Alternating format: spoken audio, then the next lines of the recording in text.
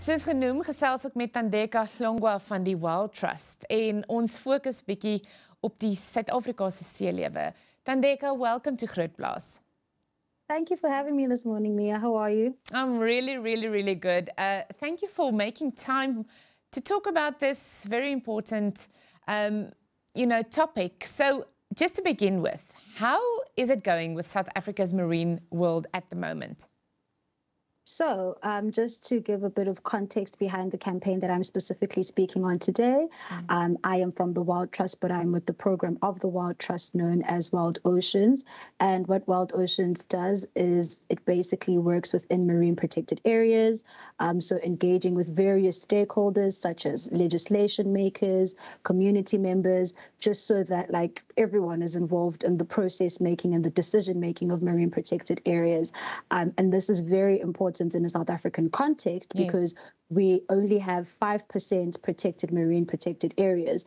And the goal with this campaign, alongside many other campaigns at Wild Oceans, is to sort of educate and empower the public with enough knowledge so that they sort of amplify our voice so that we can sort of be in decision makers' ears and minds. Absolutely. So that we move from 5% to 10%.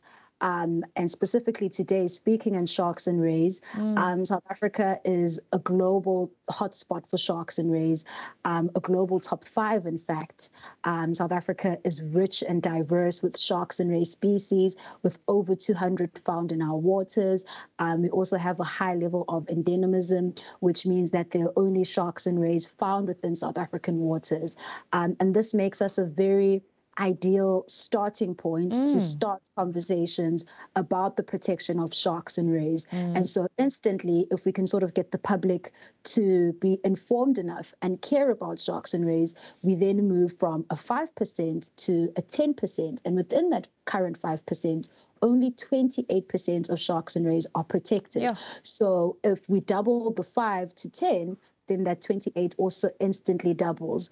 And so basically what On the Brink is, as the name suggests, South Africa is either on the brink of marine expansion, which would then ensure that, generations to come and many other people that benefit from the ocean being a sanctuary and a hub for all life, including us on land, would benefit from conserving it and just being a little bit informed about what the ocean means for us. Yes. Or we are on the brink of extinction, not just of sharks and rays or all the other creatures that are within the ecosystem that sharks and rays speak to, but possibly the extinction of life on land, because a very interesting fact is that every second breath we take is from the ocean. So it is of everyone's benefit to have an investment in conserving the ocean, but specifically sharks and rays, because they are keystone species. And, just with any food chain, if there is one component missing, everything sort of breaks down.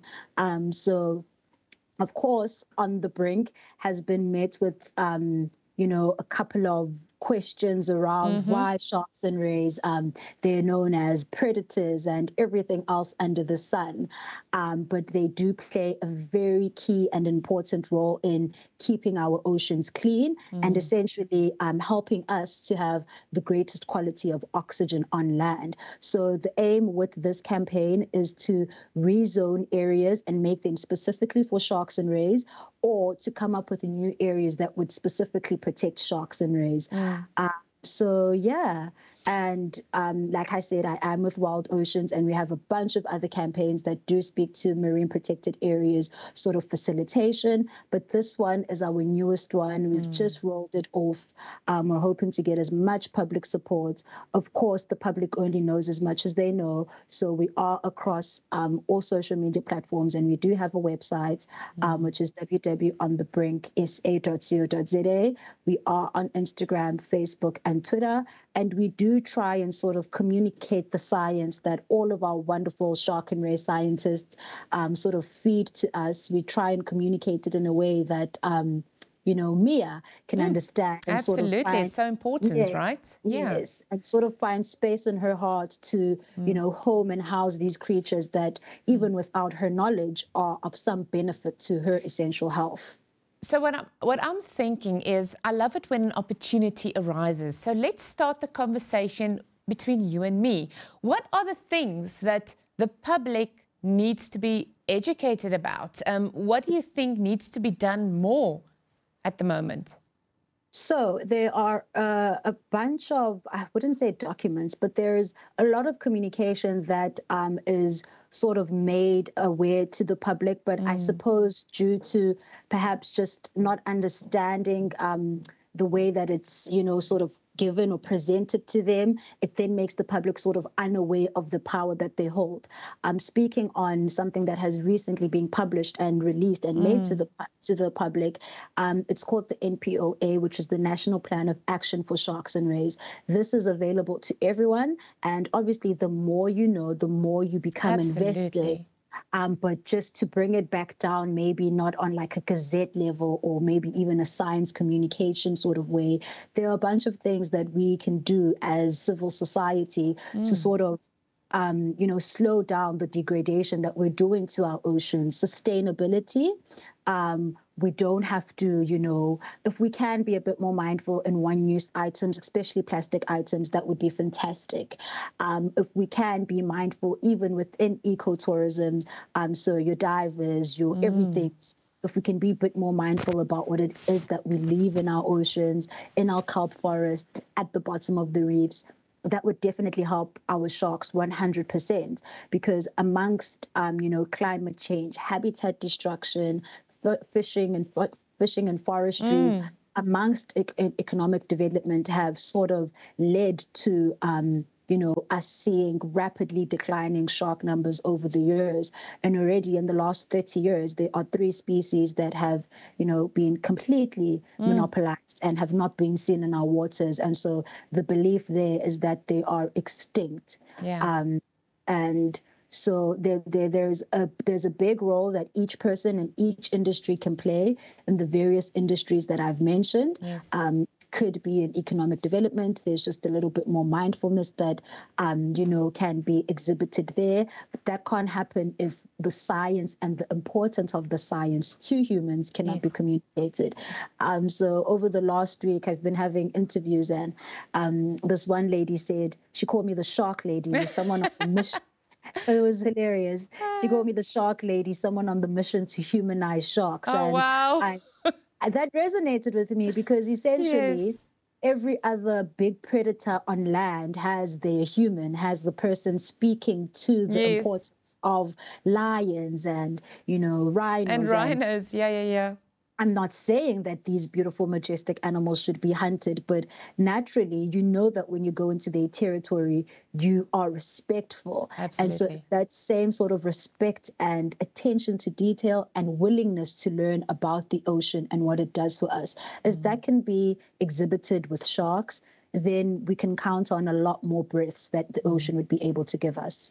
Well, I feel honored to speaking to the shark lady. So if we look at On the Brink, why now? Why is it necessary now? And why is it significant now at the moment?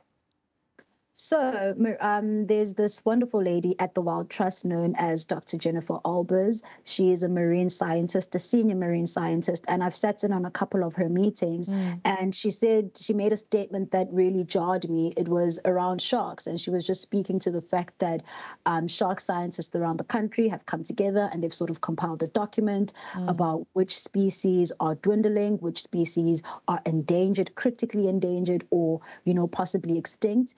And she just made a statement that, broke my heart. She said there were just a bunch of species that amongst themselves as shark specialists, they were just ticking too late. And if that doesn't speak to why now more than ever is important, because we are on the brink of either turning it around for ourselves and generations to come, or we're on the brink of losing it all. And a way that I've sort of been trying to use this narrative of the ocean gives us every second breath. I'd just like the public to remember how horrible and completely debilitating the last 3 years of hard lockdown were, and how oxygen and the ability to breathe was of paramount importance to us. And perhaps we don't recognize the ocean as the all-great hub and source that it is, but being able to have a fresh, clean breath of oxygen is important to everyone. It's not just a shark lady's problem. It's not just a marine scientist problem. It's an everyone's problem. And now more than ever, Wild Oceans is trying to emphasize that if we don't act in haste, we could be on the brink of extinction. And this doesn't just mean beautiful hammerheads or large-toothed saber sharks or whatever species it may be. It means that we also are on the brink of human extinction. There cannot be any humans if there are no, secure ecosystems in the water that are making sure the order of life isn't being broken. It's quite obvious that you have a big passion for what you're doing, and that's wonderful, because I always believe a person in a position to make a change and to start a wave should be passionate about what they're doing. But where does your passion come from? I mean, in a nutshell. In a nutshell, so just as an Indigenous person, living on Indigenous land. I am from the Nguni tribe within South Africa. I also have a vested interest in preserving this land that carries incredible traditional and cultural significance for my people. I am also a trained traditional healer. So just also speaking, I wouldn't say on behalf of Indigenous people, but I have a personal investment in making sure that the ocean remains the ocean, because I understand the emotional, spiritual, cultural, traditional, and now the scientific benefits of having the ocean around. I'm also a recreational scuba diver. So as someone who works with the water on sort of a spiritual capacity, I know what that space does for me, but also just as someone who has been in the water and who is engaged with all of this life, it's a feeling that you want to bottle up for the rest of your life. I can imagine. It's just beautiful. And there are colors that I believe we have never experienced on land. It's just like a rainbow, really. So I definitely do have a personal and professional investment and passion to make sure that the oceans are around for traditional healers in the centuries to come, but also for people that might be explorers and adventurers and do-gooders that need to be in the water to be able to, find the science and the reason to sort of entice people on land to care a bit more. So, I hope that answers your question. It really does. It's always interesting to find out where passion comes from. We've got just under a minute left. Tell me, what is the bigger goal of WILDTRUST? If you can explain that in a nutshell. In a nutshell, WILDTRUST is definitely an organization and an NGO that is deeply rooted in both terrestrial and ocean advocacy, and ensuring that a top-down approach isn't taken when these initiatives are brought to the people that affect them the most. So Wildlands is an extension of WILDTRUST, and they speak to terrestrial advocacy, as does Wild Oceans. So as WILDTRUST, I speak on behalf of the organization when I say it is to communicate the science effectively across all spheres, so that someone in legislation that can make the change understands the importance of it. So that's someone in a community that might be, up for I'm going to have to interrupt you here. That sounds really amazing, and I'm so glad there's an organization like you guys. Thank you, Thandeka. Thank you for talking to me. Have a wonderful day. Thank you, Mia. Dankie dat jy ingeskakel het en ek hoop jy het iets geleer. Mag jou dag wonderlik wees en ons sien mekaar binnekort weer. Totsiens.